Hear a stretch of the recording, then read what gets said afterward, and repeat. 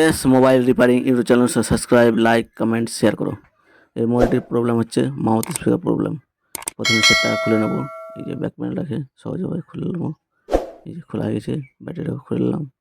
এবার সামনে ফেসিয়াল রেখে খুলে নেবো। এই যে সামনে ফেসিয়াল রেখে খুলছি। এই যে সামনে ফেসিয়ালটা খোলা হয়ে গেছে। এবার বোর্ডটাকে উঠিয়ে নেবো। এই যে বোর্ডটাকে সহজভাবে তুলে নেবো। এই যে টুজার দিয়ে তুলে নেবো। এই যে স্পিকারটাকেও তুলে নেবো। এই স্পিকারটা তোলা হয়ে গেছে। এই যে এবার এলইডি লাইটটাকেও তুলে নেবো। এই যে হয়ে গেছে। এই যে বোর্ডটা উঠিয়ে নিলাম। বোর্ডটা ওঠানো হয়ে গেছে। এবার বোর্ডটাকে স্ট্যান্ডে লাগিয়ে নেবো। এই যে বোর্ডটাকে স্ট্যান্ডে লাগাচ্ছি। এই যে স্ট্যান্ড লাগিয়ে টাইট করে নেবো বোর্ডটাকে। এই যে টাইট করছি। এই যে টাইট হয়ে গেছে। এই যে টাইট হয়ে গেছে। এবার খারাপ মাউথ স্পিকারটাকে তুলে নেবো। এই যে হিট দিচ্ছি। এই যে হিট দিয়ে খারাপ মাউথ স্পিকারটাকে তুলে নেবো। এই যে তোলা হয়ে গেছে। এটা খারাপ। এই যে এবার একটা নতুন মাউথ স্পিকার সহজভাবে লাগিয়ে নেবো। এই যে লাগাচ্ছি। এই যে এই যে এই যে এটা নতুন মাউথ স্পিকার। এই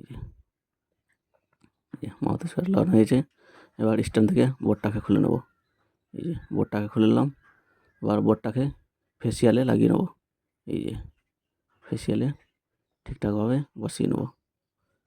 এই যে বোর্ডটাকে বসাচ্ছি।